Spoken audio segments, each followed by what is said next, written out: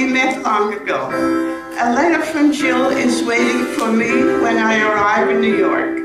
Jill and I met more than 25 years ago at a Carl Rogers conference entitled Education for the 80s. The meeting took place on a fabulous estate, now belonging to the state of New York in the Adirondacks at Sagamore. All week, 100 of us met every morning in a very large room with Carl Rogers. After lunch, we divided up in groups of 20 with experienced group facilitators. Jill and I met because of the book Au Bassin. We were all asked to bring a book to be sold to raise money for our stay. I'm looking back now, this was a good way for people to meet. I brought the book by Joe Kogava, a Canadian author.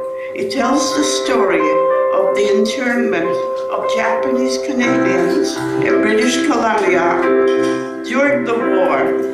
Not a pretty picture. Jill's son is married to a Japanese lady. Jill brought the book and looked for the person who brought it. We met. Cranium ex rectum. When clients say to me, direct mail doesn't work, or I need Facebook, I think they're really a jerk.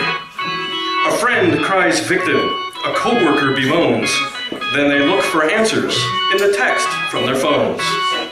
The lawyer cries foul, the criminal claims rights. They both have feces locked firm in their sights. The athlete dopes blood, the junkie bleeds dope. Both ease their head's passage with oil and soap. I can't write a word, it's too hard for me now. I'd rather stare stupidly like a sow or a cow. Why, when the door says pull and we try to push, do we act like the door has its head up its tush? It's not me, the world's gone crazy. Head shoved in butt makes life rather hazy. Is mental illness real? The doctors think so.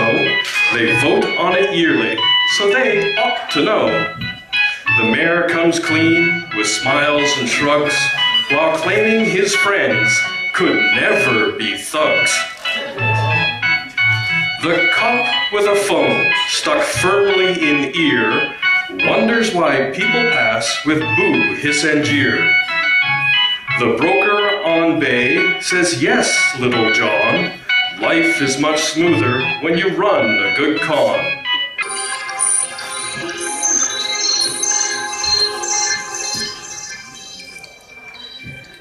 They come back, not when I call them. Reality folds fetal protein. I don't get to choose when my godfather will appear in the computer screen to ask if I have any questions. Of course I do. Does God exist? Yes, he assures me. Not Christ, not the man, but a being that flows. And then my godfather starts to flow, leaving ripples in the liquid screen, returning to a place beyond my touching.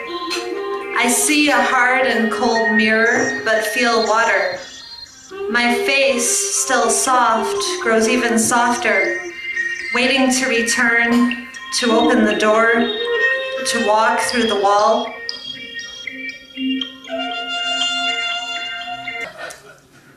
Before I breathe another word, I will wait for the musician to see what he has to do.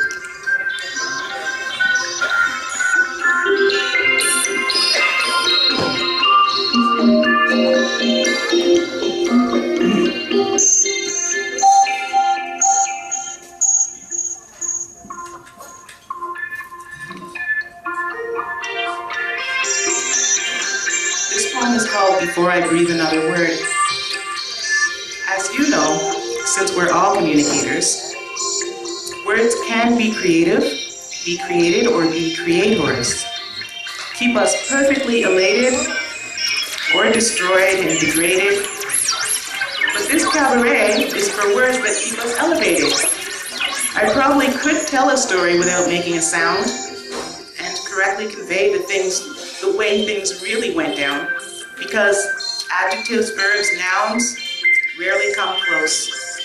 No matter the language with which I am most verbose, still inadequate, tongue-tied, limping, falling flat. But just try and tell words that are not really all that. Words will puff up pompously, trying to sound so profound. Soundtracks embedded with rules so completely unsound. Knowing how deeply our hearts and our brains would invest in words we thought would help us rise to our best. Just wrongly propped up stereotypes, propaganda. Rather fight than switch? Become one big ball of stress? Or talk yourself out of this mess and just give it a rest? Now, I will take a deep, deep breath before I breathe another word.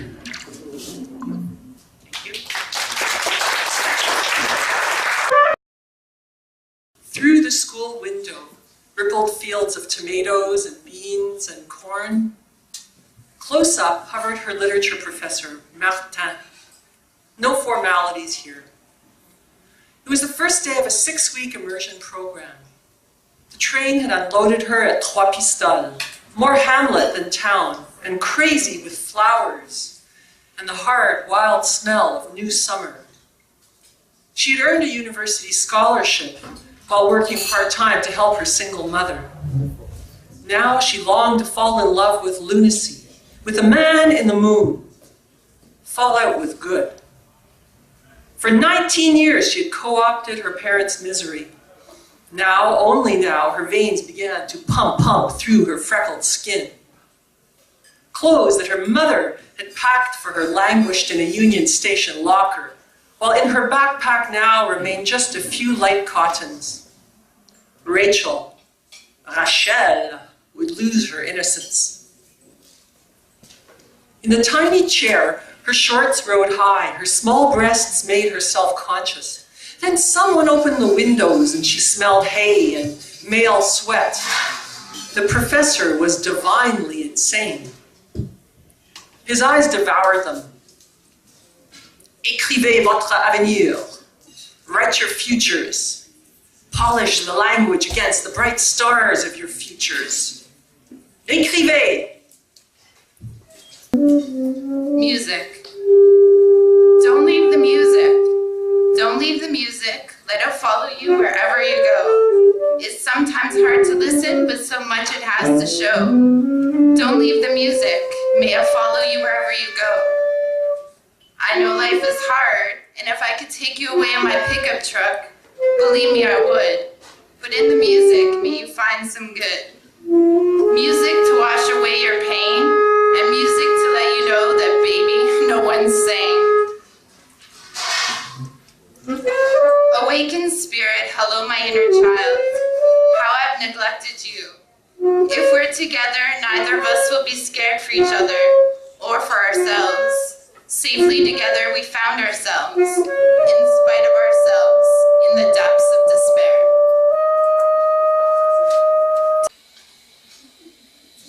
I have seen only photographs, guessed at the vastness of its size, the luster of ancient gold imagined from black and white prints on the book held in my palms.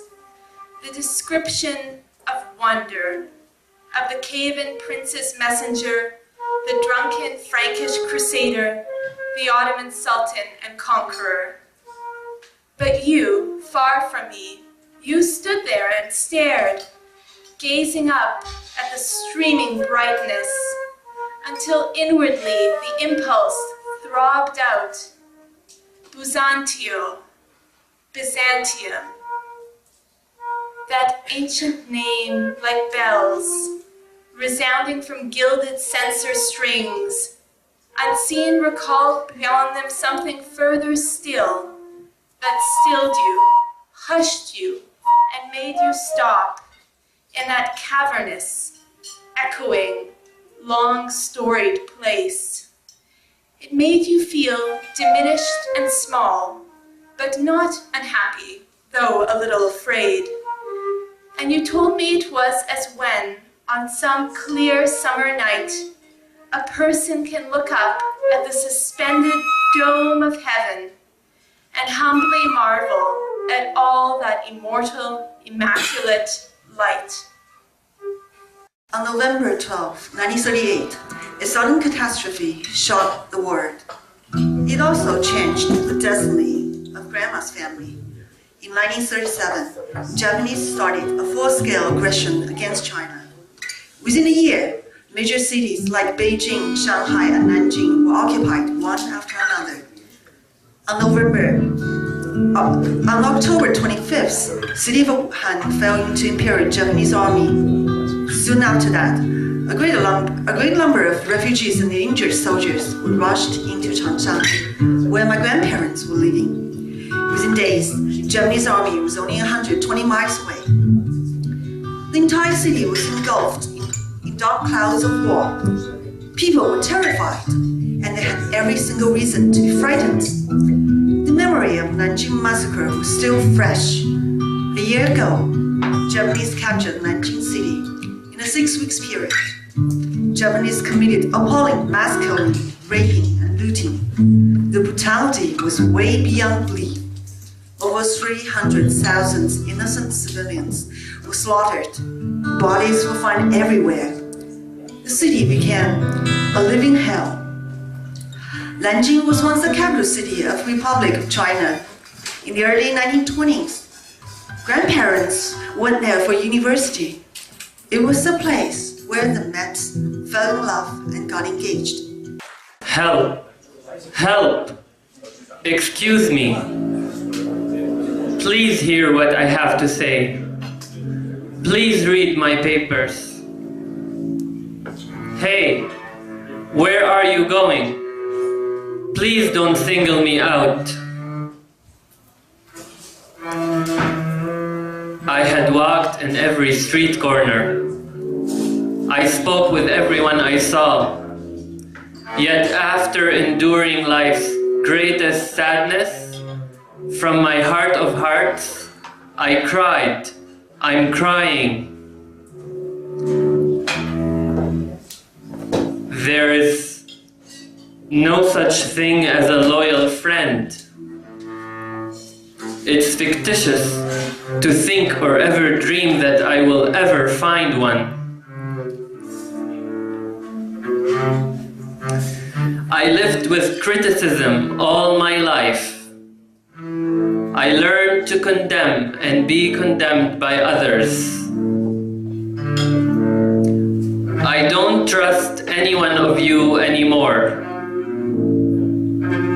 I don't have real friends. What a shame. Now I feel so guilty.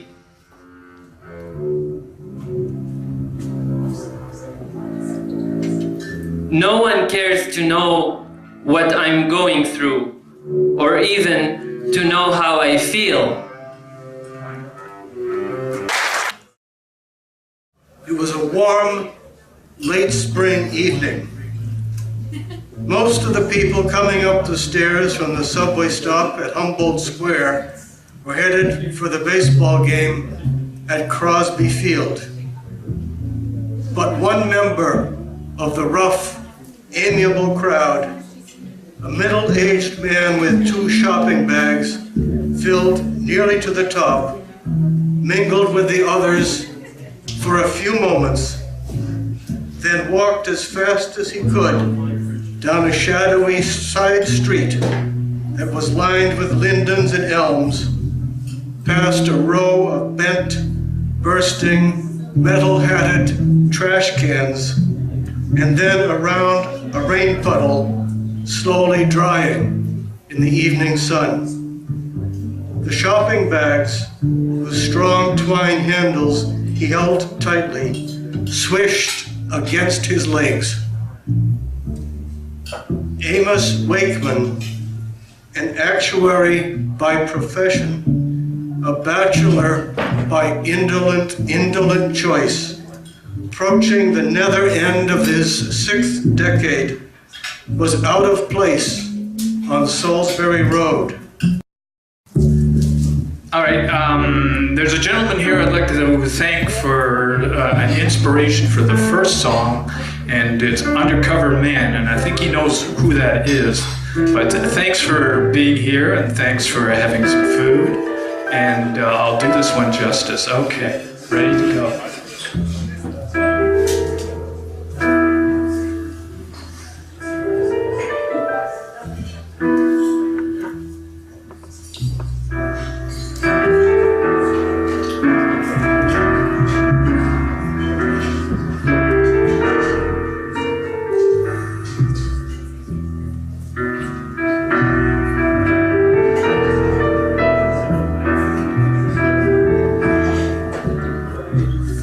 Under the cover, under the sheets, 3 girls beside me, Lord, now ain't that sweet? I'm an undercover man. Yes, I'm an undercover man, and it's my new occupation, but what a sensation, I'm an undercover man.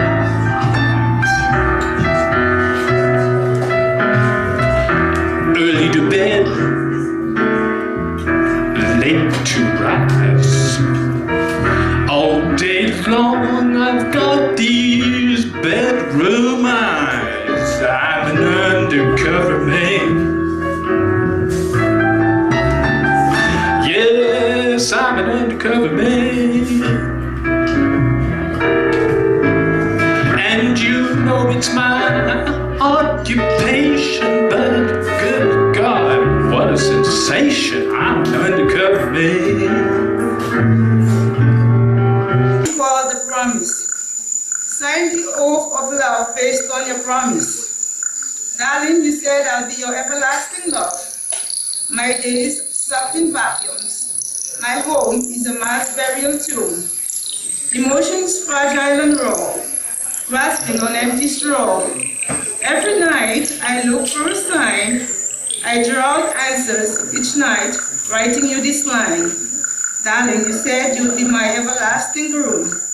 The only thing obvious is the scent of your perfume. Hence the season of my deep depression.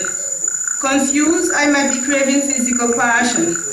I try to push what's at the back of my mind to set apart physical and the spiritual blind. Sign the oath of love based on your promise. You promise not to leave nor forsake me. I wake up early, I wake up late. I wait up late just to meet you at Holy Gate. Humid club air swooshed clear into the inner sanctum, the metal door slamming out all but the thigh-thumping bass.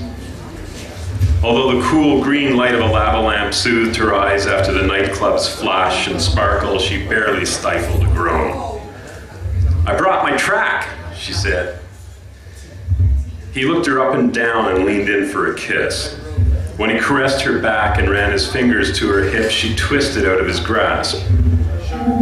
"Slip these in." She handed him a pair of earbuds with oversized foam inserts. "Push them deeper." She helped wedge the foam tight. He said, "Tell me about your music," sounding like he cared. Shoving him onto the futon couch, she told him to listen. "It starts slow. I promise you've never heard anything like it." "I'm gonna make you a star," he said. "Come here." He ran his palm in a circle next to him.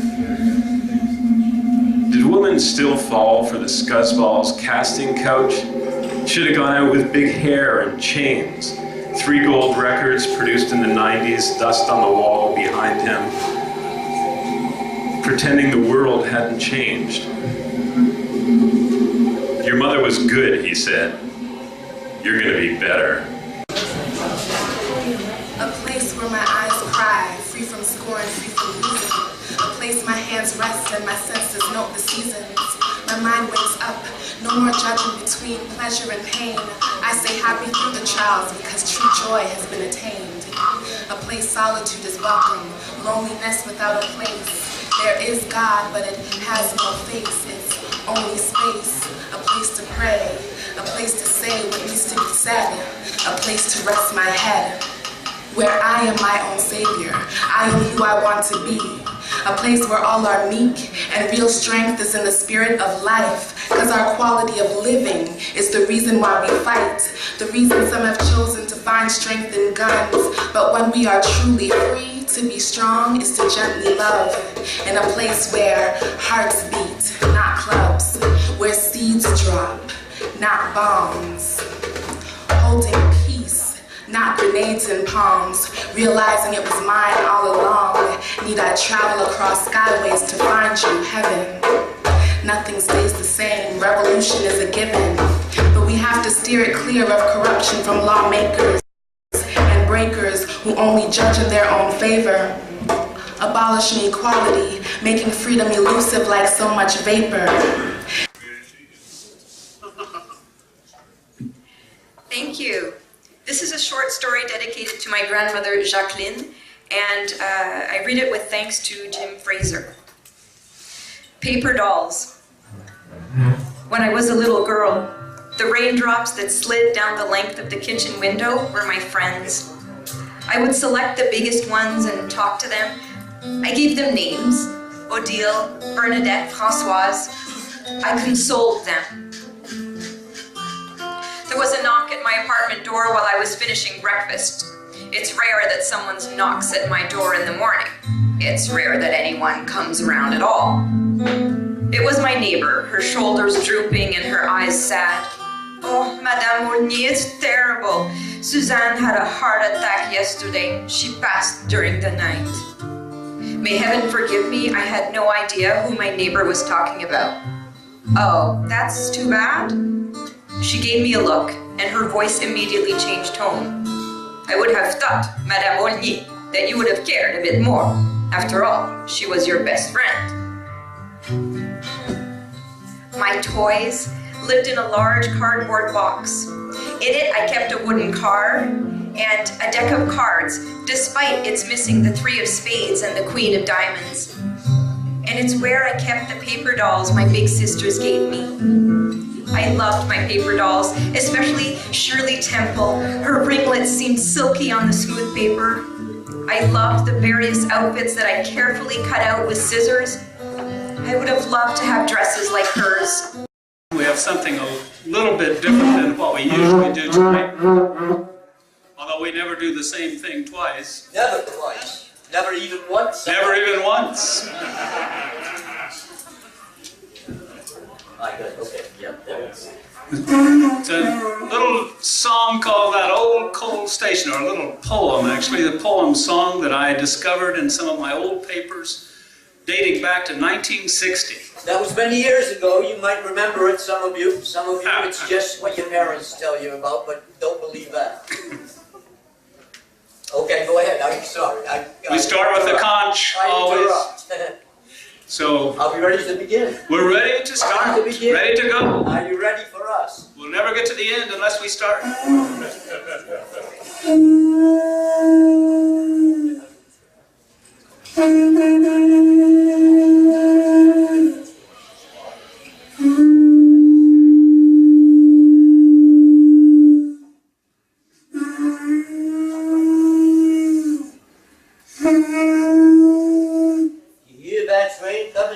That old coal station. I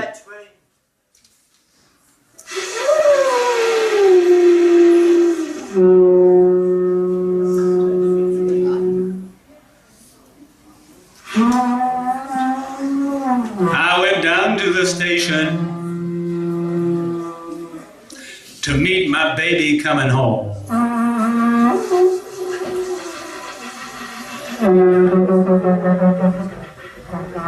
Station master said, "You're too late.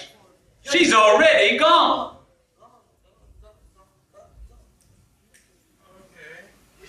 That old coal station.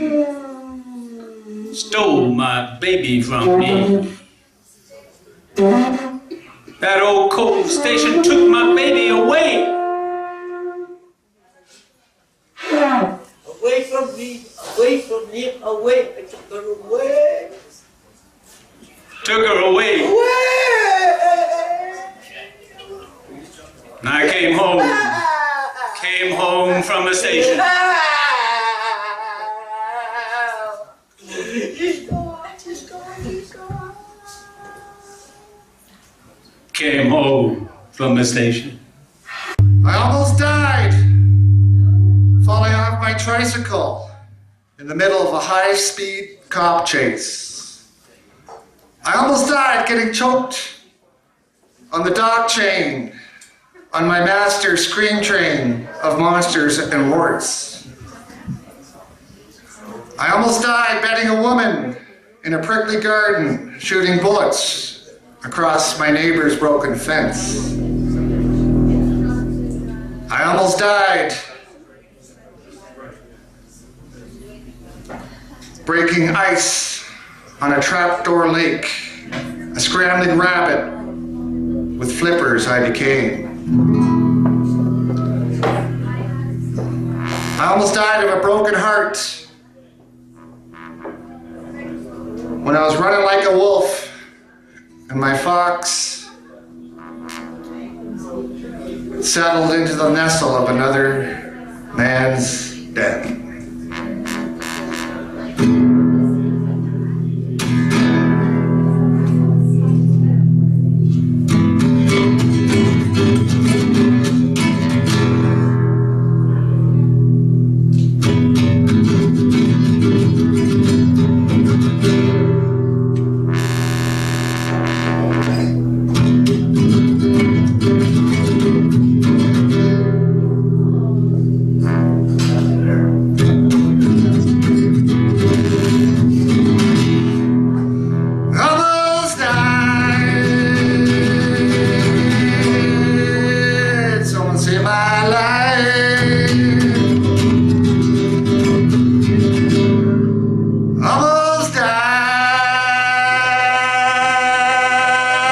Someone saved my life.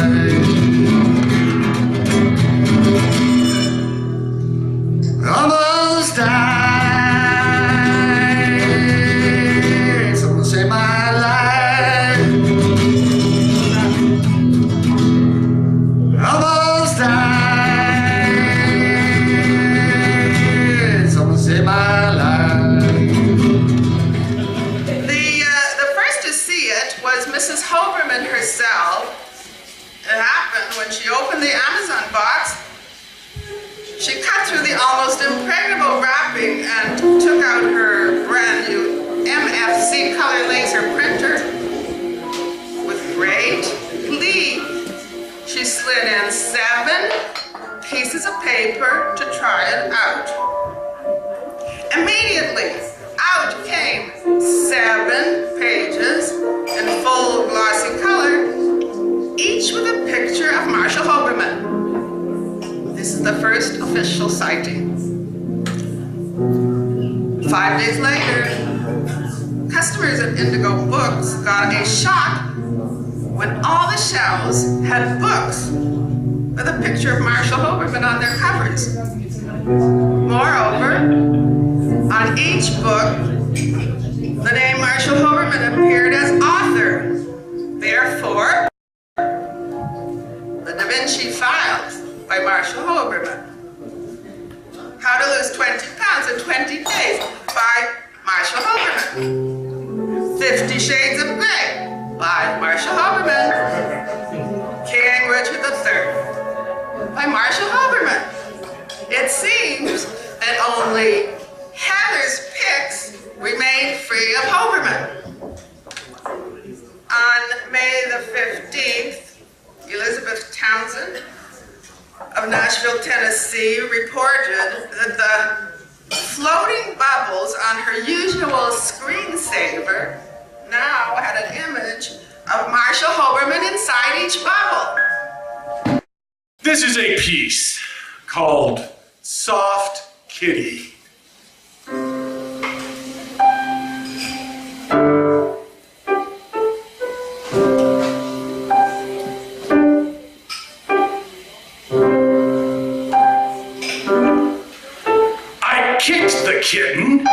its fluffy white fur puffed out like a cotton ball as it flew through the air. Thwack! It hit the wall and then fell to the floor.